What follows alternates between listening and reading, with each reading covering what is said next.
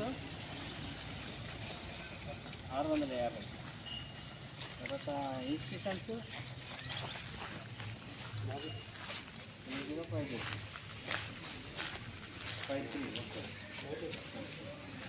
Sir నమస్తే sir. Collector గారు స్వచ్ఛదనం పచ్చదనం కార్యక్రమం చేపట్టారు సార్. జిల్లా వ్యాప్తంగా ఎలా ప్రణాళిక సిద్ధం చేస్తున్నారు సార్? మన రాష్ట్ర ప్రభుత్వము ప్రతిష్టాత్మకంగా స్వచ్ఛదనం పచ్చదనం అనే కార్యక్రమాన్ని 5వ తారీఖు నుండి, అంటే ఈ మాసం 5వ తారీఖు నుండి 9వ తారీఖు వరకు నిరాఘాటంగా నడిపించడానికి తగు గైడ్లైన్స్ ఇవ్వడం జరిగింది. దానికి కావాల్సిన అరేంజ్మెంట్స్ కూడా అన్నీ చేసుకున్నాము.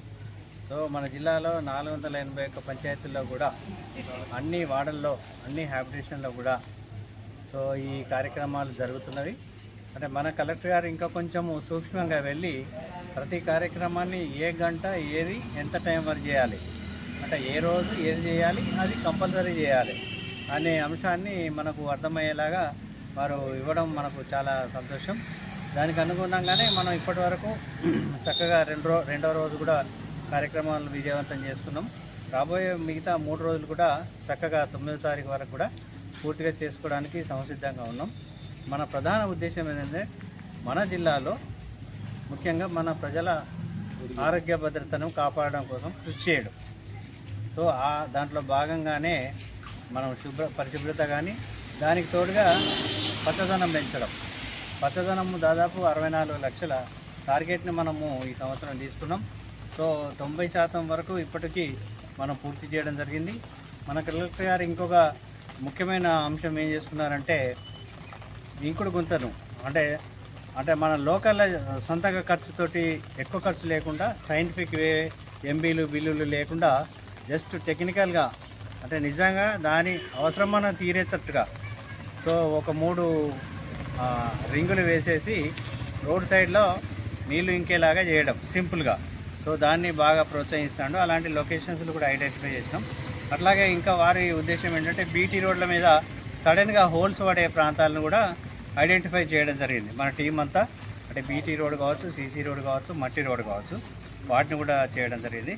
తర్వాత ఇంకొక చాలా గొప్ప విషయం ఏంటంటే పాఠశాలల్లో తప్పనిసరిగా 5 రకాల అంటే మెడిసినల్ ప్లాంట్స్, తర్వాత 5 రకాల న్యూట్రిషనల్ ప్లాంట్స్ పెంచడం అనేది కూడా మనం ప్రోత్సహించుండు. అది దాదాపు జిల్లా మండలాల్లోని విలేజ్లలో కూడా అన్ని చోట్ల కూడా ఇప్పుడు పాకింది.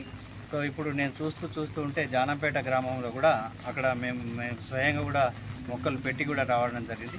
ఈ మాదిరిగా ఒక పద్ధతి ప్రకారంగా, అంటే ఎవరికి బోర్ కొట్టకుండా చాలా ఉత్సాహంగా ఉపయోగపడేలాగా మనం చేసుకుంటున్నాం. తప్పకుండా మన ప్రజలు, అంటే మన ప్రాంతం అంతా కొంచెం ఏజెన్సీ ప్రాంతం అనేది కూడా మేము పనిచేసేటప్పుడు దృష్టిలో పెట్టుకొని చేస్తున్నాం. కాబట్టి ప్రజల మద్దతు మేము ఎల్లవేళలా కోరుకుంటాం.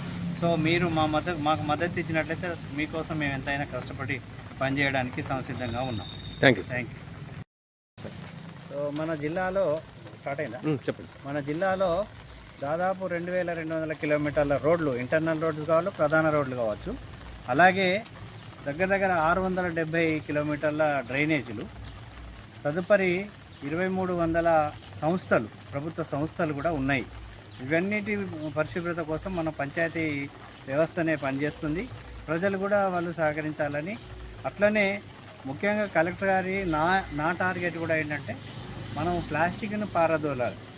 ప్లాస్టిక్ పారదోలడం కోసం ఎంత కష్టమైనా మనం పడాలి. దానికోసం వీలైనంత మటుకు డిఆర్ఎస్, ఇప్పుడు మన దగ్గర dry waste wet waste centre అనేది మనకు భద్రాచలంలో స్టార్ట్ కాబోతుంది. సో ఈ చుట్టుపక్కల మండలాలకి ఇది సౌకర్యవంతమైంది. సో ప్లాస్టిక్ సేకరించి పంపించడానికి కూడా అరేంజ్మెంట్ చేయడం జరుగుతుంది. దాంట్లో కూడా ప్రజలు సహకరించాలని కోరుకుంటున్నాం. ఇది గ్రామ పంచాయతీలుగా ఉన్న ప్లాస్టిక్ వేస్టేజ్ చేసే మిషన్స్ ఉన్నాయి కదా సార్, కటింగ్ చేసే మిషన్స్, అవి అరేంజ్ చేసే అవకాశం ఉందా సార్ మీ నుంచి? కానీ డిఆర్సీ కింద మనకు భద్రాచలంలో ఒక పెద్ద ప్రాజెక్టు అవుతుంది. దానికి తోడుగా మీరు అన్నట్టు మీ సలహా మంచి సలహానే. సో అంటే కనీసము ఒక ఈస్ట్, వెస్ట్, నార్త్, సౌత్ మండలాలు కవర్ అయ్యేటట్టుగా ఏదో ఒక సెంటర్ పాయింట్లో మీరు ప్లాస్టిక్ కటింగ్ కానీ, ప్లాస్టిక్ ఏది బ్రిక్స్ కూడా చేసేది సారు ఈ వేస్టేజ్ కింద బ్రిక్స్ కూడా ప్లాన్ ఉన్నది. సో వీటన్నింటినీ అంటే ఏదో రకంగా మొత్తానికి ప్లాన్ చేయబోతున్నాం. సో దానికి కూడా మేము సంసిద్ధంగా ఉన్నాం. ఇప్పుడు ఎక్కువగా మిమ్మల్ని ఈ టైంలో వేధించే సమస్య డ్రైనేజీ సమస్య సార్. డ్రైనేజీ పారిశుద్ధ్యం దానిపై మీ కింది స్థాయి అధికారులకు ఎటువంటి సూచనలు చేశారు సార్? యాక్చువల్గా గతంలో ఏంటంటే డ్రైనేజీ వ్యవస్థను ఓన్లీ పండుగలు వస్తేనే శుభ్రం చేసే పద్ధతి ఉంటుంది. కానీ ఇప్పుడు డిఎస్ఆర్ అనే ఒక యాప్ ఇవ్వడం వల్ల అటు ఒక సెక్రటరీ ఆ ఊరికి వచ్చిండా, ఎన్ని గంటలకు వచ్చిండు, తర్వాత ఏం పనులు చేసిండు, తర్వాత ఏ వాడలో డ్రైనేజీలు క్లీన్ చేయించాలి, ఏ వాడలో రోడ్డు క్లీన్ చేయించాలి అనేది ఆటోమేటిక్గా సిస్టమ్ సెలెక్షన్ తోటి వస్తుంది. సో ఖచ్చితంగా ఆ ఫోటో ఆన్లైన్ ఫోటో కూడా తీయాల్సి ఉంటుంది. సో ఈ క్రమంగా అలాంటి యాప్ ఉండడం వల్ల తప్పనిసరిగా డ్రైనేజీలు మ్యాక్సిమము క్లీన్ అయిపోయినాయి. తర్వాత డీసిల్టేషన్ కూడా అయిపోయినాయి.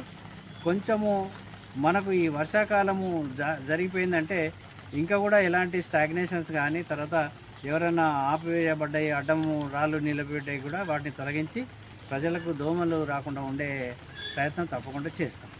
Thank you sir.